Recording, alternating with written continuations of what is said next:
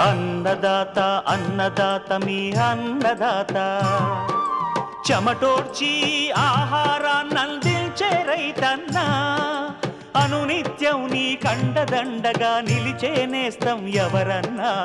అన్నదాత అన్నదాత మీ అన్నదాత.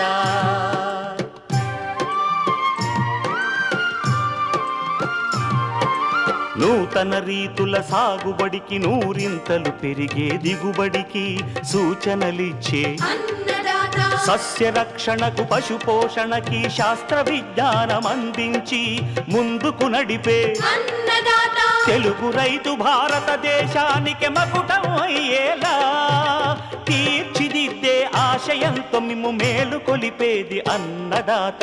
అన్నదాత అన్నదాత మీ అన్నదాత. అన్నదాత అన్నదాత మీ అన్నదాత. అన్నదాత ప్రేక్షకులకు నమస్కారం. ఈనాటి ముఖ్యాంశాలు: నాణ్యమైన ధాన్యం దిగుబడికి వరి కోతలు, అనంతరం తీసుకోవాల్సిన జాగ్రత్తలు, అధిక పూల దిగుబడి కోసం చామంతిలో ప్రస్తుతం చేపట్టాల్సిన యాజమాన్య సస్యరక్షణ పద్ధతులు,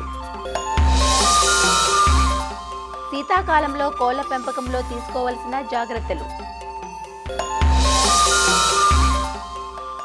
గిరిజన ప్రాంతాలలో సహజ వ్యవసాయ పద్ధతులను పటిష్టం చేసేలా జీవ కార్యక్రమం ఏర్పాటు, రైతులకు చేయూతనిస్తున్న నాబార్డ్ ఆర్ట్ స్వచ్ఛంద సంస్థ.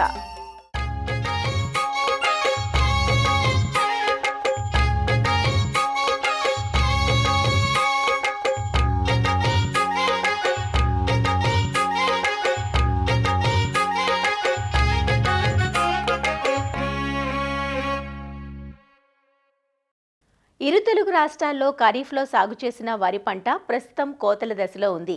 ఇప్పటికే అక్కడక్కడ రైతులు కోతలు చేయగా చాలా ప్రాంతాలలో రైతులంతా కోతలకు సిద్ధంగా ఉన్నారు. అయితే పంట కోతలు, ఆరబోత, నిల్వ సమయంలో తగిన జాగ్రత్త చర్యలు తీసుకోకపోతే ఆరుగాల కష్టం వృధాగా పోతుంది. తేమ శాతం ఎక్కువగా ఉంటే వ్యాపారులు ధర తగ్గించి వేస్తుంటారు. అంతేకాదు, నిల్వలో క్రిమికీటకాలు వల్ల జరిగే నష్టం అపారంగా ఉంటుంది. అందువల్ల సరైన నాణ్యతా ప్రమాణాలుండేలా వరి కోతలు, నూర్పుడి, ఆరబోత, నిల్వలో అన్నదాతలు తగిన జాగ్రత్తలు తీసుకోవాలంటూ తెలియజేస్తున్నారు ఆచార్య ఎన్జీ రంగా వ్యవసాయ విశ్వవిద్యాలయం, శ్రీకాకుళం జిల్లా ఆముదాలవలస కృషి విజ్ఞాన కేంద్రం శాస్త్రవేత్త డాక్టర్ కిరణ్ కుమార్. ఈ ఖరీఫ్లో వేసినటువంటి ఈ వరి పంటని ఎంచుకున్నటువంటి రకాన్ని బట్టి కోతలు అనేవి నవంబర్ మొదటి వారం నుంచి అలాగే డిసెంబర్ మొదటి వారం దాకా కూడా కోతలు కోయడానికి దిగుతూ ఉంటారు. సో కాబట్టి మనకు ఆ కోతలు కోసేటప్పుడు కొన్ని రకాల యాజమాన్య చర్యలు కనుక చేపట్టినట్టయితే మంచి దిగుబడులు, అలాగే మార్కెట్లో దాని తాలూకా నికర ఆదాయం కూడాను పెరుగుతుంది. అందుకుగాను రైతు సోదరులు మనకి వరి పంట అనేది ఈనిక దశ చేరుకున్న తర్వాత ఈనిక అయిపోయినప్పటి నుంచి కూడా 30 నుంచి 35 రోజుల్లో కోత అనేది చేపట్టడం అనేది తప్పనిసరిగా చేయాలి. లేకపోతే ఏమవుతుందంటే ఈనిక అయిపోయిన తర్వాత ఎక్కువ రోజులు మనకు ఉన్నట్టయితే ఆ గింజ అనేది రాలిపోవడం కూడా జరుగుతుంది. కాబట్టి ఈనిక వచ్చినప్పుడు నుంచి 30 నుంచి 35 రోజుల్లో మనకి పంట అనేది కోత కోయడం తప్పనిసరిగా చేయాలన్నమాట. అలాగే కోత కోసే ముందు సుమారుగా మనం 7 నుంచి 10 రోజుల వరకు కూడా పొలాన్ని ఆరగట్టగలగాలి. అలా ఎండిపోయిన తర్వాత ఏమవుతుందంటే మనకు మనుషులతో పెట్టినా సరే లేదా ఈ కంబైన్ హార్వెస్టర్తో కోసేటప్పుడు మనకి మెషిన్ అనేది దిగిపోకుండా ఉండడం, అలాగే కోత కూడా చాలా చక్కగా వేగంగా అవడం కూడా జరుగుతుంది అనమాట. సుమారుగా మనకి ఎకరాకి 1 గంట నుంచి 1.5 గంట వరకులో మనం ఎకరా కూడా చక్కగా కోసేయవచ్చు ఈ కంబైన్ హార్వెస్టర్తో. ఎప్పుడంటే మనం పొలాన్ని చక్కగా ఆరబెట్టేటప్పుడు. ఇలా ఆరబెట్టకపోయిన వల్ల ఏమవుతుందంటే మెషిన్ అనేది కూడా దిగిపోవడం కూడా జరుగుతుంది. మనుషులతో కోత కూడా సరిగ్గా జరగడం అనేది మనకి ఆటంకం కూడా జరుగుతుంది అనమాట. కాబట్టి కోత కోసేటప్పుడు పొలాన్ని చక్కగా ఆరబెట్టగలిగి ఉండాలన్నమాట. అలాగే ఎక్కడైతే పెసరామిను వేసుకునే రైతు సోదరులు వరి మాగాణాలు వేసినప్పుడు పూర్తిగా ఆరబెట్టకుండా మంచిగా బురద పొదను వచ్చేటప్పుడు మనం ఆరబెట్టుకొని దాంట్లో మనం విత్తనం జల్లుకున్నట్టయితే ఈ పెసరామిను చక్కగా మొలక అనేది రావడం కూడా జరుగుతుంది అనమాట. అలాగే ఈ వరి కోత కోసినప్పుడు కూడా చాలా వరకు మన మనుషులతో పెట్టి కోసినప్పుడు ఏం చేస్తారంటే బాగా పైకి కోయడం లేదా కొన్నిసార్లు బాగా దిగువ వరకు కూడా కోసేస్తూ ఉంటారు. అలాగే 2 సందర్భాల్లో కూడా కోస్తే ఏమవుతుందంటే రెండో పంట వేసినటువంటి పెసరామినుము అనేది చాలా దెబ్బతినడం జరుగుతుంది.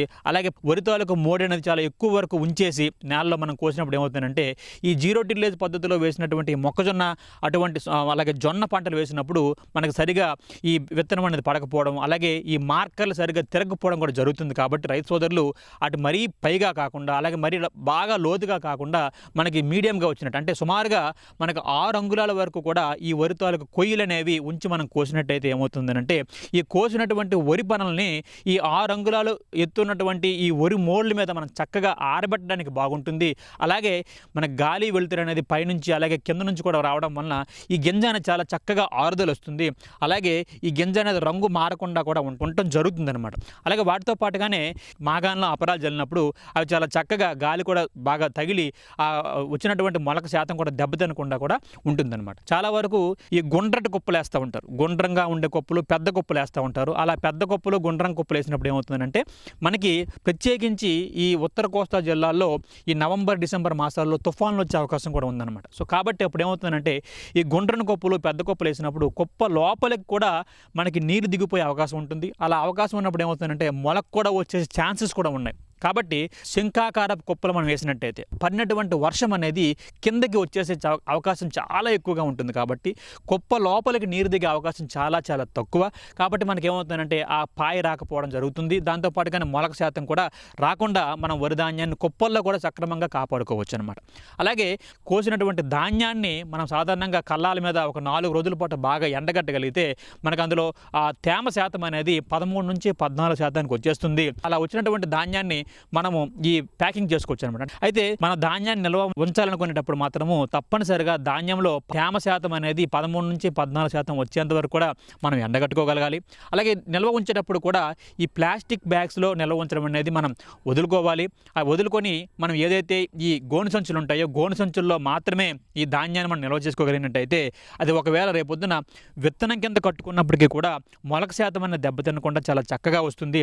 అలాగే దీంతో పాటుగా గొడవంలో మనం స్టోర్ చేసినప్పుడు ధాన్యాన్ని తప్పనిసరిగా కూడా క్రాస్ వెంటిలేషన్ అంటాం, అంటే గాలి వెలుతురు చాలా చక్కగా తగిలే విధంగా మనము గొడవంలో నిర్మించుకొని ఆ గొడవంలో మాత్రమే దీన్ని స్టోర్ చేసుకున్నట్టయితే ఎటువంటి ఈ ఎక్కువగా వడ్లు చిరకు కూడా రాకుండా ఉండడానికి కూడా ఆస్కారం అనేది ఉంటుందన్నమాట. వాటితో పాటుగానే మనం స్టోర్ చేసినప్పుడు అంటే నెట్ వేసినప్పుడు కూడా మనం డైరెక్ట్గా కింద వేయకుండా ఏదైనా మనం కర్రతో చేసిన స్టాండ్స్ కానీ లేదా ఐరన్తో చేసినటువంటి స్టాండ్స్ కానీ ఒక సుమారుగా అడుగు ఎత్తు ఉన్నటువంటి స్టాండ్స్ మీద పెట్టి దాని మీద ఈ ధాన్యం కట్టల్ని 6 నుంచి 8 వరుసలు ఎత్తు వచ్చినంత వరకు మాత్రమే ఉంచాలి. అంతకంటే ఎక్కువ ఎత్తేసినా కూడా మనకి ఇబ్బంది అవుతుంది. మనకు ధాన్యంలో తేమ శాతం ఒక్క రవ్వ ఎక్కువ ఉన్నా కూడా మనకి ఎక్కువగా పురుగులు ఆశించే అవకాశం ఉంటుంది. కాబట్టి 6 నుంచి 8 వరుసల ఎత్తులోనే మాత్రమే మనం ఈ ధాన్యం కంటలను నెట్టి వేసి ఉంచుకున్నట్టయితే బాగుంటుంది. దాంతోపాటుగా ఇంకోటి ఏంటంటే మనకి ఎప్పుడైతే ఎక్కువ కాలం నిల్వ ఉంచేటప్పుడు మాత్రము ఈ ధాన్యం గొడవంలో ఈ వడ్డు చిలక రాకుండా సుంకు రాకుండా తగినటువంటి మందులు కూడా మనం పిచికారీ చేసిన ఆవశ్యకత ఎంతైనా ఉంది. దానికి గాను ముందుగానే ఈ మలాథియాన్ అనే మందుని 1 లీటర్ నీటికి 10 మిల్లీలీటర్లు చొప్పున కలిపి ఈ గొడవం తాలూకు గోడలకి కింద అలాగే రూఫ్ కూడా మొత్తాన్ని కూడా చాలా నీట్గా ఫ్యూమిగేషన్ చేసిన తర్వాత మాత్రమే మనం నెట్లు వేసుకోవాలి. కాబట్టి రైతు సోదరులు ఈ ధాన్యాన్ని మనం కోసేటప్పుడు అలాగే నిల్వ ఉంచేటప్పుడు ఆరబెట్టేటప్పుడు తేమ శాతాన్ని చక్కగా పరీక్షించుకొని అలాగే వీటిలో ఈ ఒడ్డు చిలకను కూడా సమర్థవంతంగా నిర్మూలించగలిగితే మంచి మార్కెట్లో ఈ ధాన్యానికి మంచి విలువ కూడా అండ్ రేటు కూడా పలుకుతుందన్నమాట.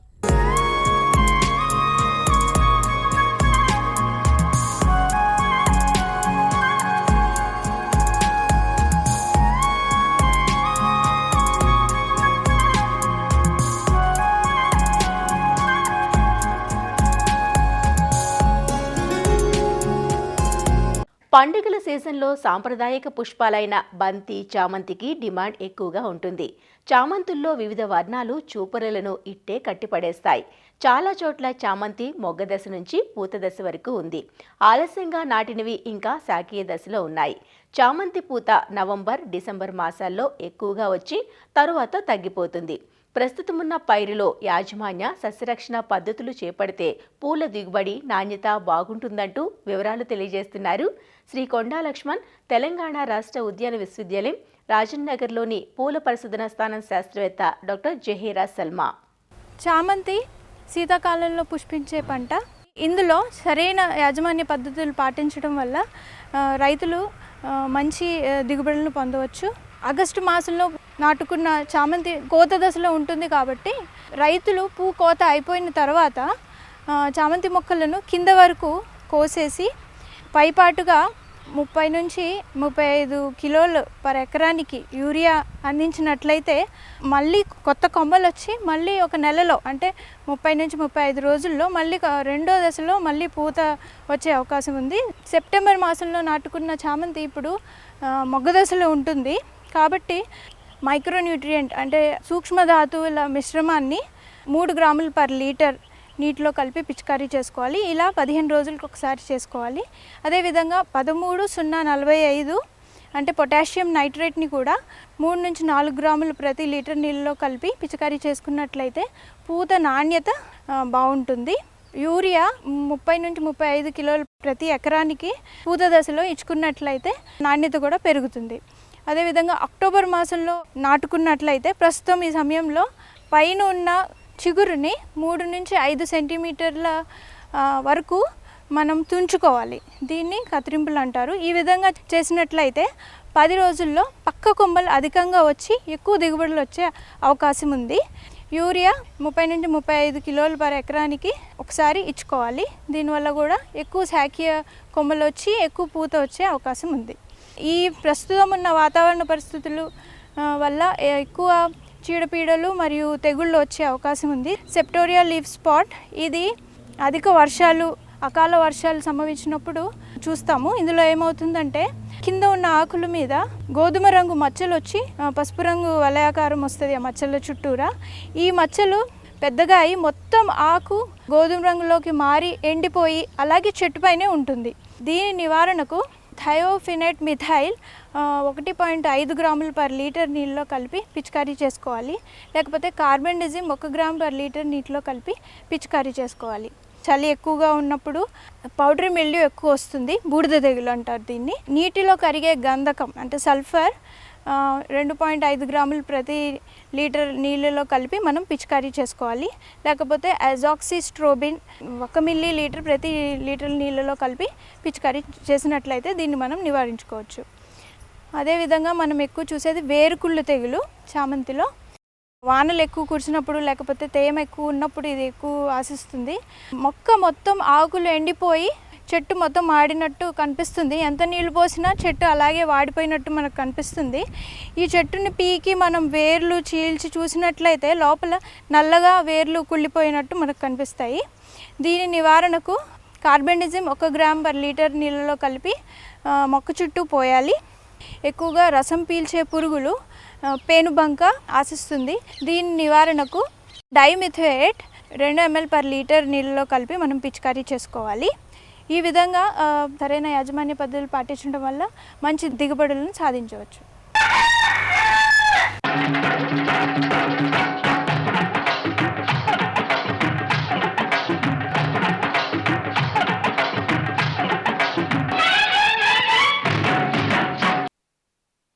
వ్యవసాయ అనుబంధ పరిశ్రమల్లో కోళ్ల పరిశ్రమ ఒకటి.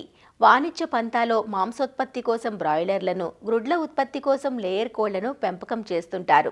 వాతావరణ ప్రభావం కోళ్లపై ఎక్కువగా ఉంటుంది. ఇప్పటికే ఉష్ణోగ్రతలు తగ్గుముఖం పట్టి ఉదయం వేళల్లో మంచు కురుస్తోంది. ఈ కాలంలో ఉండే చల్లని వాతావరణానికి సున్నిత జీవులు తాళలేక ఒత్తిడికి లోనవుతుంటాయి. ఇలాంటి సమయంలో కోళ్ల ఫారాల్లో ఉష్ణోగ్రతలను నియంత్రణలో ఉంచడం, సకాలంలో దానాను, మంచినీటిని ఇవ్వటం, కాలానికి అనుగుణంగా కోళ్లకు టీకాలు ఇప్పించడం వంటి యాజమాన్య పద్ధతులను క్రమం తప్పకుండా పాటించాలి. శీతాకాలంలో కోళ్ల పెంపకంలో తీసుకోవలసిన జాగ్రత్తలను తెలియజేస్తున్నారు సంగారెడ్డి జిల్లా జహీరాబాద్ డిడిఎస్ కృషి విజ్ఞాన కేంద్రం శాస్త్రవేత్త డాక్టర్ కైలాష్ మద్నే. ముఖ్యంగా చలికాలంలో చూసినట్లయితే కోళ్ల పెంపకానికి చాలా అనువైన సమయంగా తీసుకోవచ్చు. శీతాకాలంలో చూసుకున్నట్లయితే ఈ చల్లని వాతావరణం వల్ల కోళ్ల యొక్క దానా తీసుకోవడం, అదేవిధంగా పెరుగుదల, గుడ్ల ఉత్పత్తి సామర్థ్యం కూడా చాలా అనువుగా ఉంటుంది. కాకపోతే ఇప్పుడు చూసుకున్నట్లయితే తెలంగాణలో అదేవిధంగా ఆంధ్రప్రదేశ్లో చలి తీవ్రత ఎక్కువగా ఉండడం వల్ల మంచు వల్ల దానా తీసుకోవు, అదేవిధంగా పెరుగుదల అనేది ఉండదు. దీన్ని మనం అధిగమించాలంటే కొన్ని యాజమాన్య పద్ధతులు పాటించడం వల్ల శీతాకాలంలో మనం ఈ కోళ్ల యొక్క పెరుగుదల, అదేవిధంగా గుడ్ల యాజమాన్యం, గుడ్ల పెరుగుదల, గుడ్ల ఉత్పాదకతని మనం బాగా చేసుకోవచ్చు. శీతాకాలంలో మనకు ముఖ్యంగా నిమోనియా, కాక్సిడియోసిస్, కొరైజా వంటి వ్యాధులు కూడా ఎక్కువగా ఇబ్బంది పెడతా ఉంటాయి. దీన్ని మనం అధిగమించాలంటే కొన్ని మెలకువలు పాటించాలి. షెడ్ యొక్క ఉష్ణోగ్రత అనేది తగినట్టుగా ఉండేటట్టుగా చూసుకోవాలి. నీటి యాజమాన్యంలో చూసినట్లయితే నీటి ద్వారానే మనకి ఎక్కువ రోగాలు వస్తుంటాయి. ఈకోలై, సాల్మోనెల్లా వంటి రోగాలు ఎక్కువగా వస్తూ ఉంటాయి. కాబట్టి నీటిలో శానిటైజర్ అనేది కంపల్సరీగా వాడాల్సి ఉంటుందండి. అదే కాకుండా శీతాకాలంలో మనం చూసినట్లయితే నీరు చాలా చల్లగా ఉండడం వల్ల కోళ్ళు నీరు అనేవి తీసుకోవు. అందువల్ల ఉదయం అదేవిధంగా సాయంత్రం ప్రతిసారి నీరు అనేది ఫ్లషింగ్ చేయాలి. ఈ ఫ్లషింగ్ చేయడం ద్వారా మనకి చల్ల నీరు పోయి ఈ కోళ్ళు కొంచెం నీరు తీసుకోవడానికి అనువుగా ఉంటుంది. దానా యాజమాన్యం అనేది చాలా ఇంపార్టెంట్. దానాలో తేమ శాతం ఎక్కువగా కాకుండా 10% ఉండేటట్టుగా చూసుకోవాలి. ఈ దానాలో తేమ శాతం ఎక్కువగా అవ్వడం వల్ల అఫ్లోటాక్సిన్స్, టాక్సిసిటీ, ఫంగల్ టాక్సిన్స్ అనేవి చాలా ఎక్కువగా అవుతాయి. ఈ ఫంగల్ టాక్సిన్, అఫ్లోటాక్సిన్ అవ్వడం వల్ల కోళ్ళు ఎప్పుడైతే ఈ దానాన్ని తింటాయో కోళ్ళలో టాక్సిసిటీ వల్ల చాలా మరణాలు అనేవి సంభవిస్తూ ఉంటాయి. ఈ సమస్యని అధిగమించడానికి మనం దానాలో టాక్సిన్ బైండర్ 500 గ్రాముల నుంచి 1 kg వరకు 1 టన్ ఫీడ్కి మనం యాడ్ చేసుకోవాలి. దీని ద్వారా మనకి ఫీడ్లో ఉన్నటువంటి టాక్సిన్స్ అనేవి చనిపోయి మనకి అఫ్లోటాక్సిన్స్ లేని ఫీడ్ని మనం కోళ్లకు అందించగలం. అదేవిధంగా అసిడిఫైయర్స్ 500 నుంచి 1 kg వరకు అసిడిఫైయర్ యాడ్ చేసుకోవడం వల్ల దానా మనకి శీతాకాలంలో ఫ్రెష్గా ఉండి దాంట్లో ఎలాంటి బ్యాక్టీరియల్ కంటామినేషన్ లేకుండా ఉండడానికి ఆస్కారం అనేది ఉంటుంది. ఈ లైటింగ్ మేనేజ్మెంట్ అనేది మనం లేయర్లలో చూసుకున్నట్లయితే చాలా ఇంపార్టెంట్. ఎందుకంటే లేయర్స్లలో గుడ్లు పెట్టే సామర్థ్యత అనేది లైటింగ్ పైన ఆధారపడి ఉంటుంది. కనీసం మనం ఒక రోజుకి 16 నుంచి 18 గంటల వరకు మనం లైటింగ్ అనేది ఇవ్వాల్సి ఉంటుంది. కాకపోతే ఈ శీతాకాలంలో మనకి తొందరగా చీకటి అయిపోతుంది కాబట్టి మనం ఈ 16 నుంచి 18 గంటల వరకు మనం లైట్ అనేది కంపల్సరీగా ఇచ్చేటట్టుగా, అంటే అధిక సమయం లైట్ అనేది ఇచ్చేటట్టుగా మనం చూసుకోవాలి. అలా ఇచ్చినట్లయితే మనకి ఈ గుడ్ల ఉత్పాదకత అనేది బాగుంటుంది. అంతేకాకుండా బ్రాయిలర్లో చూసుకున్నట్లయితే శీతాకాలంలో చలి తీవ్రత ఎక్కువ ఉండడం వల్ల ఈ బ్రాయిలర్లలో బ్రూడింగ్ సమస్య అనేది చాలా ఉంటుంది. మొదటి వారంలో ఉష్ణోగ్రత అనేది 95 డిగ్రీల ఫారెన్హీట్ ఉండేటట్టుగా చూసుకోవాలి. అదేవిధంగా గాలిలో తేమ శాతం, అంటే మన షెడ్లో తేమ శాతం కూడా 45 నుంచి 50 ఉండేటట్టుగా చూసుకోవాలి. దాని ద్వారా ఈ కోళ్ళలో ఎలాంటి సమస్యలు రాకుండా ఉంటాయి. కోళ్ళని ఎప్పుడైతే మనం మన ఫామ్కి వస్తున్నాయో అంటే మరీ చల్లని సమయాలలో కోడి పిల్లలను దింపుకోవద్దు. ఒకవేళ మరీ చల్లని సమయాలలో మనం కోడి పిల్లలను దింపుకున్నట్లయితే ఎక్కువ మరణాలు సంభవించే అవకాశం అనేది ఉంటుంది.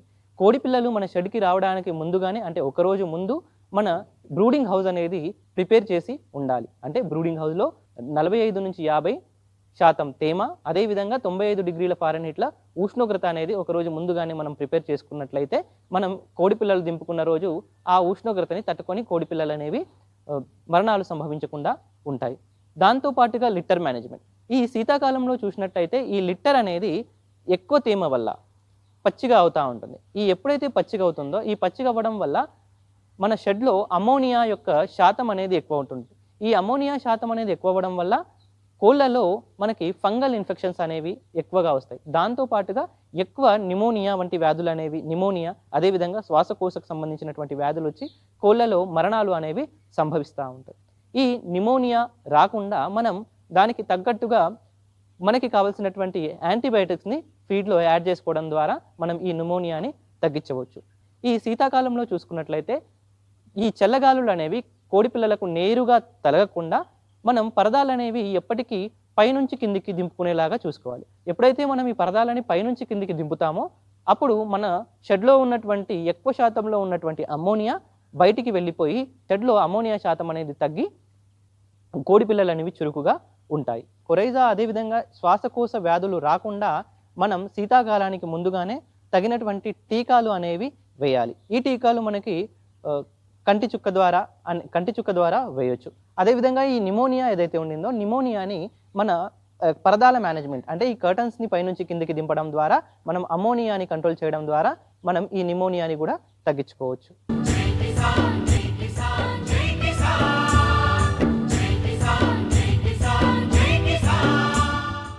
సాగులో అనుసరిస్తున్న సాంప్రదాయ పద్ధతులు ఏకపంట విధానంతో ఆదాయం అంతంత మాత్రం. పెరిగే పెట్టుబడులకు తోడు సాగు గిట్టుబాటు కాని పరిస్థితి ఆ గిరిజన రైతులది. ఇలాంటి పరిస్థితుల నేపథ్యంలో స్వచ్ఛంద సంస్థ సహకారం రైతుల జీవన విధానాన్నే మార్చేసింది. సాగులో శాస్త్రీయతను పరిచయం చేసి సహజ వ్యవసాయ పద్ధతులను పటిష్టం చేసింది. దీంతో జీవన ప్రమాణాలు మెరుగుపడడంతో పాటు ఆర్థికంగా నిలదొక్కునేందుకు అవకాశం కలిగింది. పార్వతీపురం మన్యం జిల్లాలో గిరిజన రైతులకు చేయూతనందిస్తున్న ఆర్ట్స్ స్వచ్ఛంద సంస్థ సేవలపై జై కిసాన్ కథనం.